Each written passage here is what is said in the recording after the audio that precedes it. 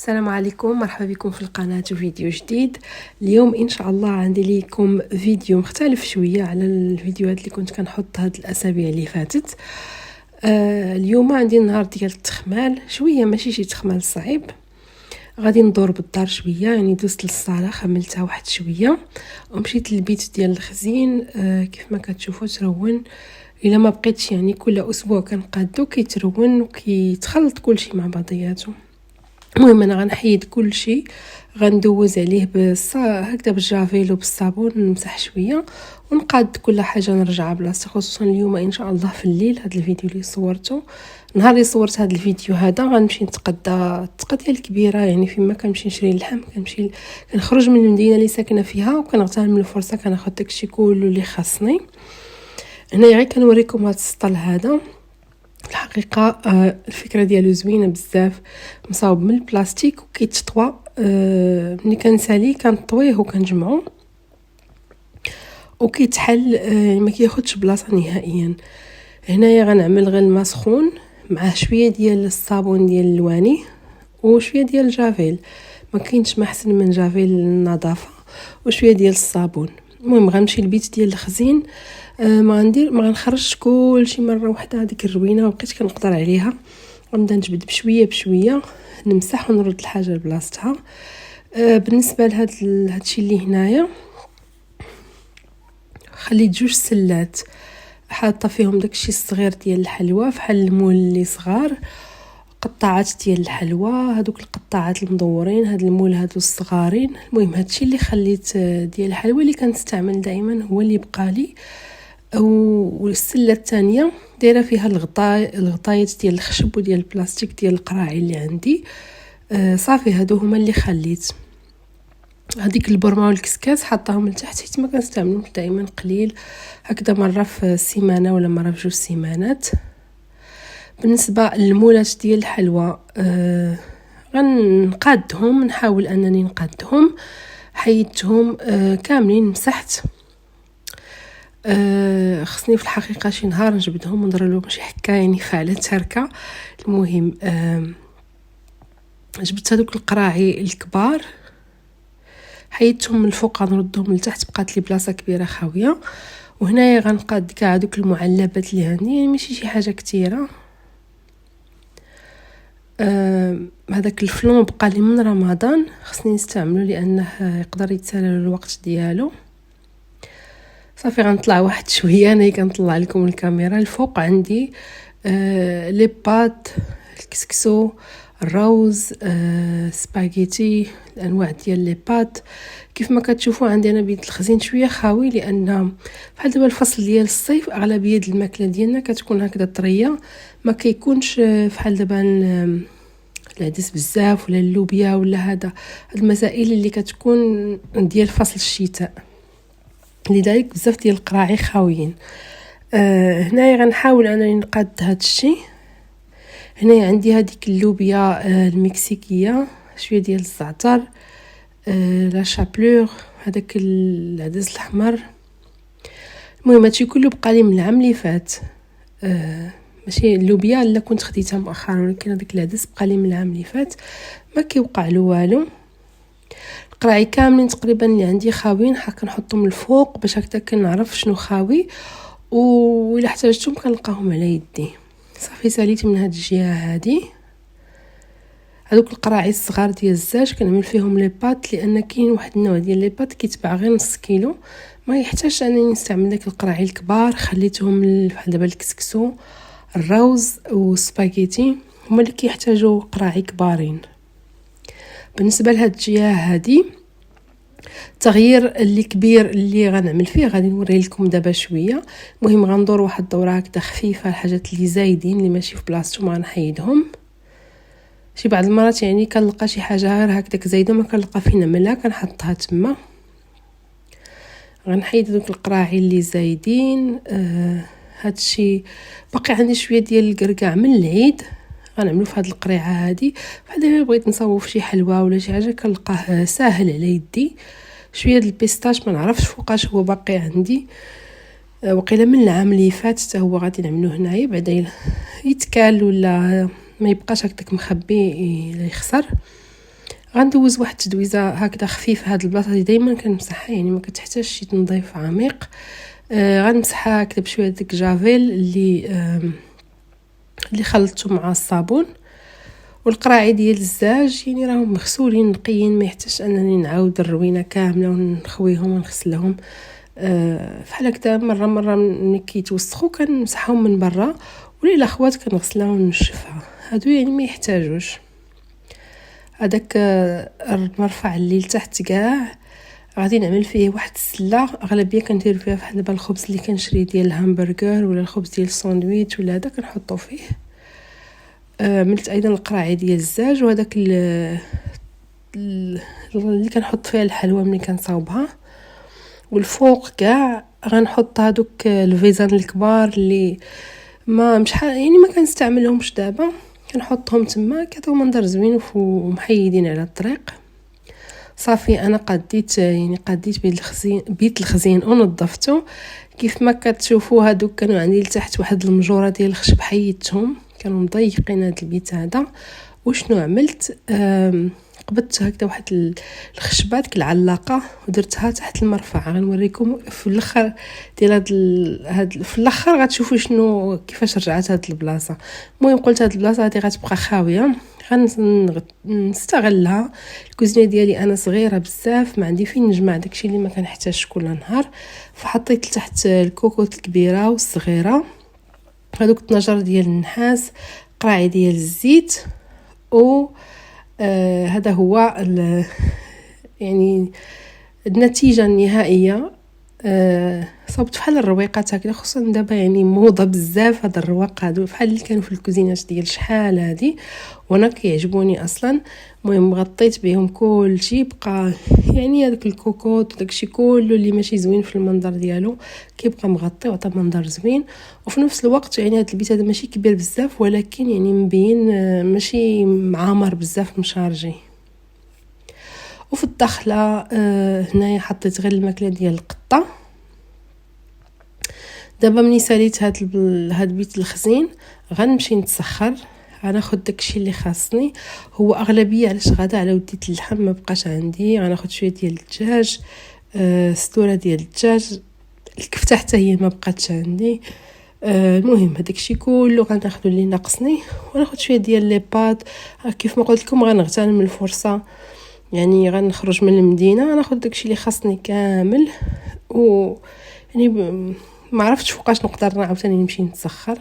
هنايا كنوريكم هاد البيت هذا، هاد الصاله راه يعني خملتها في الصباح. ماشي حيت الزربيه، يعني دفعت الزربيه، دوزت واحد التسيقه على هاد الارض اللي باينه. البيبان بجوج ديال البالكون وديال الصاله يعني غسلتهم مزيان هذه واحد اليومين. يعني القطه شافت يعني من رجعنا كانت فرحانه كتلوى في الارض.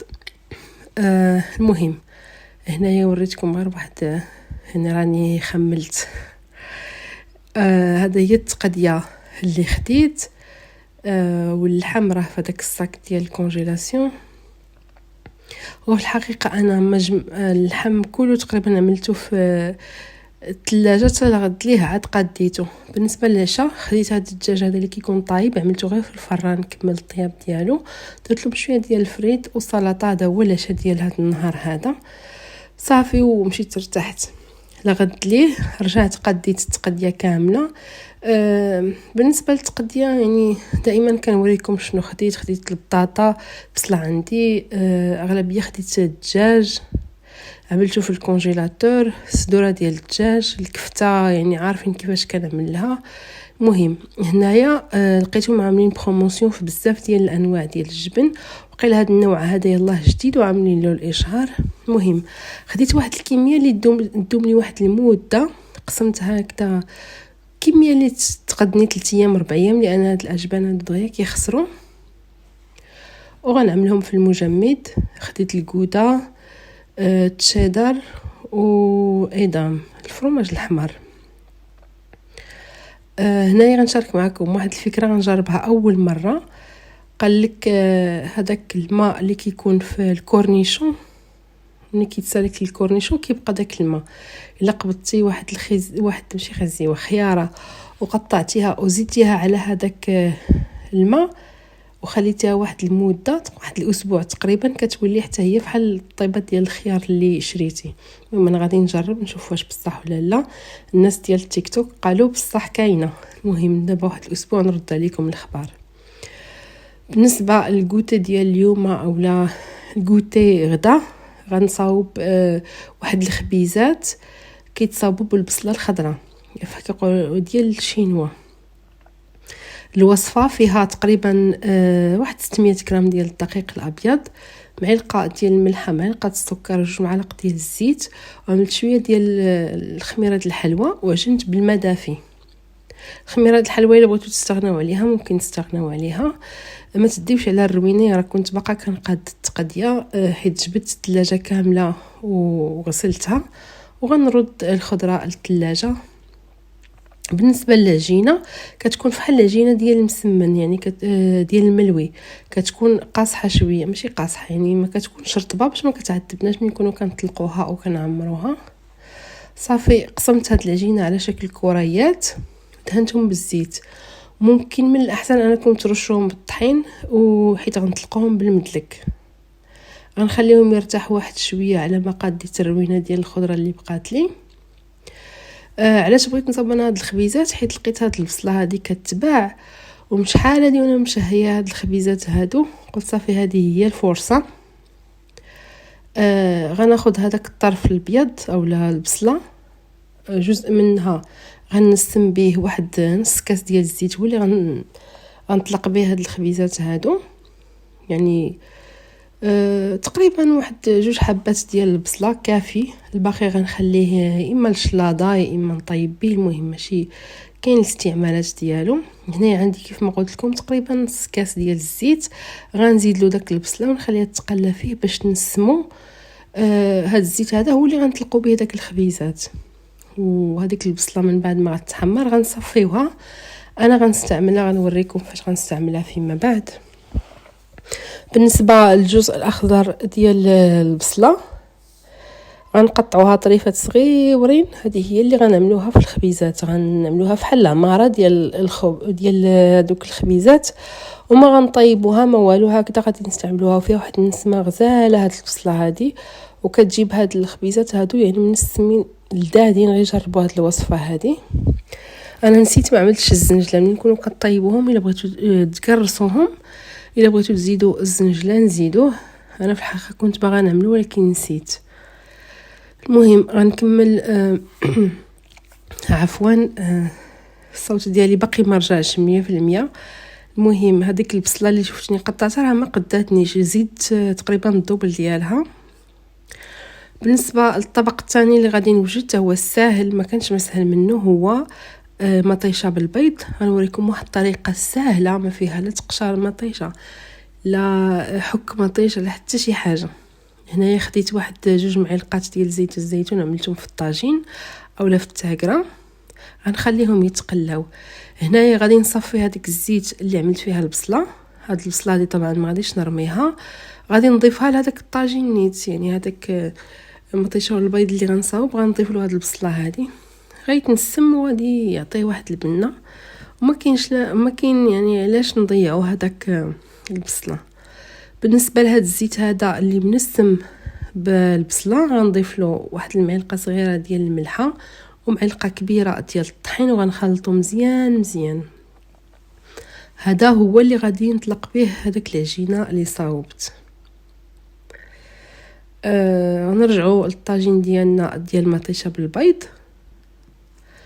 الا تعقلوا انا كان واحد الجار ديالنا عطانا واحد مطيشه يعني كبيره وديال الجرده ديالو وبدات وطابت، قلت غنستعملها، هذه هي الفرصه باش نستعملها. غسلتها طبعا، ما قشرتهاش، قطعتها هكذا شرائح. هاد الوصفه طبعا راه كتنجح مع المطيشه العاديه ايضا. نحاولوا نستعملوا مطيشه اللي تكون طيبه شويه، ما تكونش قاصحه هذيك ديال الشلاضه. من بعد غادي نتبل هاد المطيشه هذه، غنعمل لها شويه الملحه اللي بزار. هنايا عملت الثومه بودره، غنعمل شويه ديال التحميره، غنعمل ايضا شويه الخرقوم، غير شويه من الحاجه. هنايا شويه ديال الابزار وايضا السودانيه، وغنخلي هذيك مطيشه طيب. من بعد غنوريكم شنو غادي نعمل لها. غنرجع باش نقاد الخبيزات. بالنسبه لهذوك الكرات ديال العجين غنرش سطح العمل بواحد الكميه ديال الطحين وغنطلقوا على شكل مستطيل على يكون رقيق. من بعد غادي ندهنوا بهذيك الزيت اللي وجدنا، وغنضيف واحد الكميه ديال هذيك البصله اللي قطعنا، البصله الخضاريه اولا السكالينز. ومن بعد غنطوي بحال هكذا، نطوي وكنبرك. في الاخير غادي نسد هذيك العجينه بحال هكذا وغادي نطويها. نحاول انني نلصق داك الطرف اللي كيبقى في الاخر مزيان، يا اما ندخلو في العجينه يا اما نقادو مع شويه ديال الزيت هكذا يلصق في الاخر. وصافي غنكمل بنفس الطريقه، غنخلي هذيك الحبه الاولى اللي وجدت ترتاح ونكمل باقي القطع بنفس الطريقه. هنا غنصايب معكم واحد الطرف واحد اخر اولا واحد الكره واحده اخرى ديال العجينه. كندهن بهذاك الخليط اللي وجدت ديال الزيت، ومره نخلطوا هذاك الخليط لان داك الطحين بحال الا كيهبط لتحت. صافي غنطويه بحال هكذا ونبرك ونكمل بنفس الطريقه. وغنطويه بحال هكذا وصافي غنكمل الكوارات كاملين. وغنرجع مره غنرجع نشوف هذاك الطاجين واش طاب. هنايا غنقلب هذيك المطيشه الوجه الاخر. مي غنقلبها هذيك التوابل اولا هذيك العطريه اللي استعملت غادي تمشي للزيت وغتنسم الزيت وغتنسم الطاجين كامل. هنايا بالفرشيطه كنبقى نضغط على هذيك المطيشه وكنشوف واش الا طابت راه كتحيد داك القشره بكل سهوله. الا باغا ما تحيداتش بكل سهوله يعني نخلي واحد شويه. بالنسبه لي انا حيت غير القشره الكبيره هذيك الصغيره يعني ما كتزعجنيش خليتها. وكنماس هذيك مطيشه كيف ما كتشوفوا دغيا كتذوب، ما يحتاجش اننا نحكوها في الاول، يعني كنقصوا لينا واحد الخطوه. الا بغيتوا تحيدوا الزريعه ممكن قبل ما تضيفوا الشرائح ديال المطيشه هكذا بركوا عليها باش تهبط الزريعه في الاول قبل ما تزيدوها.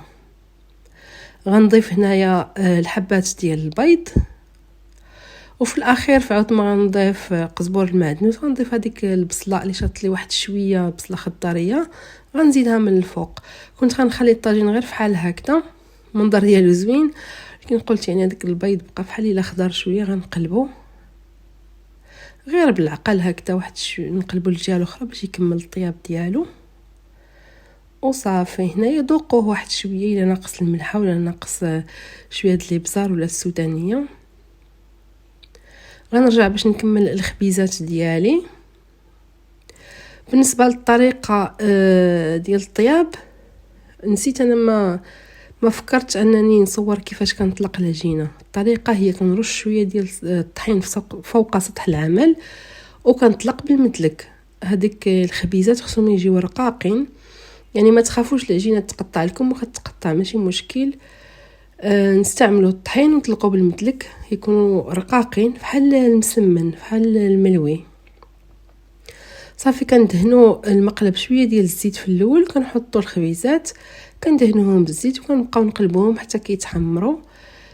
مره نمسحوا هذيك المقله حيت الطحين كيتحرق يقدر يعني يخسرنا المنظر ديال هاد الخبيزات هادو او يعطي اكثر الريحه ديال الحريق في الدار. مره نمسحوا هذيك المقله. هذا هو الكوتي ديالنا اولا الكوتي غدا خفيف. خبيزات معمرين بالبصله الخضاريه، مطيشه بالبيض جات بنينه بزاف. واحد شويه ديال الخيزو كان باقي لي من هذاك النهار، هادي واحد اليومين في الثلاجه جبدته. صوبت كبيس ديال اتاي وخبيز ديال الزرع وباقي لي شويه ديال الحلوى ديال التفاح حتى هو جبدته. هذا هو الفيديو ديال اليوم، كنتمنى تكونوا استفدتوا منه وعجبكم، وان شاء الله نتلاقاو في الفيديو القادم. السلام عليكم.